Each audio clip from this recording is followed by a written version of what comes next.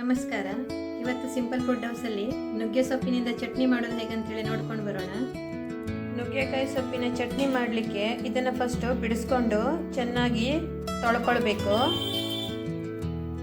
ಈ ಥರ ಆರಿಸಿ ನುಗ್ಗೆ ಸೊಪ್ಪನ್ನು ತೊಳೆದಿಟ್ಕೊಳ್ಬೇಕು. ಈಗ ಫ್ರೈಯಿಂಗ್ ಪ್ಯಾನಿಗೆ 2 ಟೇಬಲ್ ಸ್ಪೂನ್ ಅಷ್ಟು ಎಣ್ಣೆ, ಅದಕ್ಕೆ 1 ಟೇಬಲ್ ಸ್ಪೂನ್ ಅಷ್ಟು ಕಡಲೆಬೇಳೆ, 1 ಟೇಬಲ್ ಸ್ಪೂನ್ ಅಷ್ಟು ಉದ್ದಿನಬೇಳೆ, 4 ಕೆಂಪು ಮೆಣಸು, ಚಿಟಿಕೆ ಇಂಗು ಇಷ್ಟನ್ನು ಹಾಕ್ಕೊಂಡು ಫ್ರೈ ಮಾಡಿಕೊಳ್ಬೇಕು.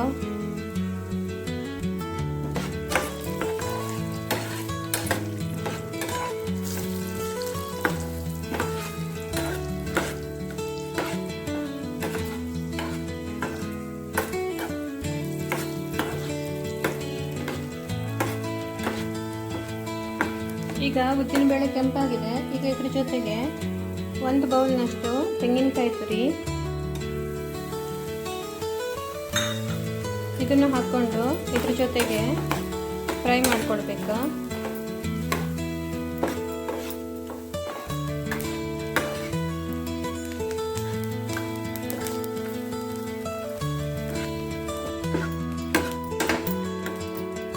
ಸಾಕು, ಇದೀಗ ಫ್ರೈ ಆಗಿದೆ. ಇದನ್ನ ಬೇರೆ ಒಂದು ಪಾತ್ರದಲ್ಲಿ ತೆಗೆದಿಟ್ಕೊಳ್ಳೋಣ.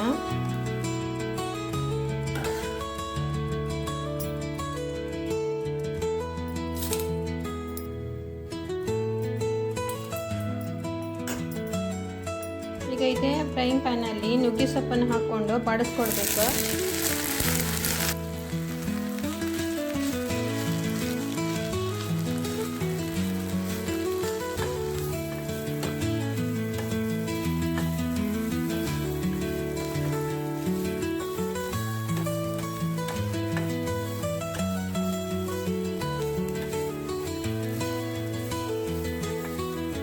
ಸಾಕು, ಇದೀಗ ಬಾಡಿದೆ. ಇದನ್ನ ಗ್ಯಾಸ್ ಆಫ್ ಮಾಡಿ ತಣಿಲಿಕ್ಕೆ ಇಟ್ಕೊಳ್ಳೋಣ. ಈಗ ಮಿಕ್ಸಿ ಜಾರಿಗೆ ಈ ಎಲ್ಲ ಸಾಮಗ್ರಿಗಳನ್ನು ಹಾಕ್ಕೊಂಡು ಹರ್ಕೊಳ್ಬೇಕು.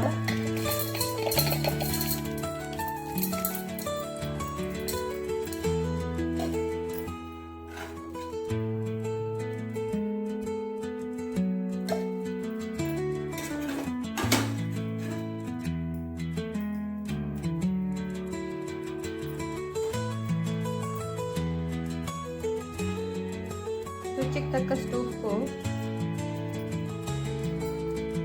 ಹುಣಸೆ ಹಣ್ಣು, ಸ್ವಲ್ಪ ನೀರು ಇಷ್ಟನ್ನು ಹಾಕ್ಕೊಂಡು ಹರ್ಕೊಳ್ಬೇಕು. ನೋಡಿ, ಈ ಥರ ಹರ್ಕೊಂಡಿರುವಂಥ ನುಗ್ಗೆ ಸೊಪ್ಪಿನ ಚಟ್ನಿನ ಈಗ ಒಂದು ಪಾತ್ರದಲ್ಲಿ ತೆಕ್ಕೊಳ್ಳೋಣ.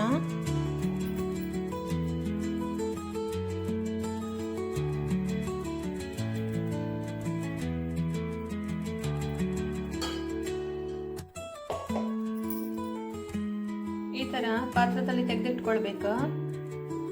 ಈಗ ಇದನ್ನ ಗ್ಯಾಸ್ ಮೇಲೆ ಇಟ್ಟು 1-2-3 ನಿಮಿಷ ಕಾಸ್ಕೊಳ್ಬೇಕು.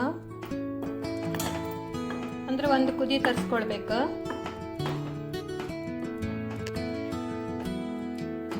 ಸಾಕು, ಇದೊಂದು ಕುದಿ ಬಂದಿದೆ.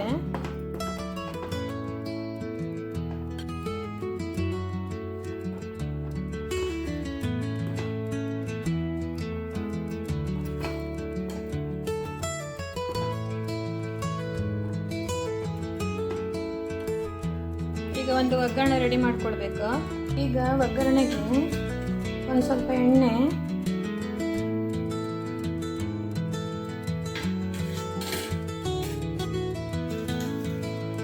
ಎರಡು ಸಾಸಿವೆ, ಉದ್ದಿನಬೇಳೆ, 2 ಮೆಣಸು, ಸ್ವಲ್ಪ ಬೆಳ್ಳುಳ್ಳಿ ಹೆಸಳು ಇಷ್ಟನ್ನು ಹಾಕ್ಕೊಂಡು ಒಗ್ಗರಣೆ ಮಾಡ್ಕೊಳ್ಬೇಕು.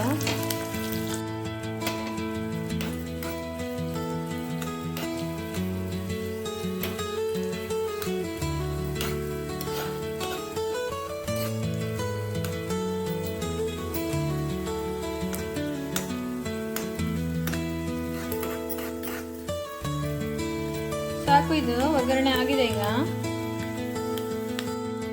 ಇದನ್ನ ಈಗ ಈ ಚಟ್ನಿಗೆ ಹಾಕ್ಕೊಳ್ಬೇಕು.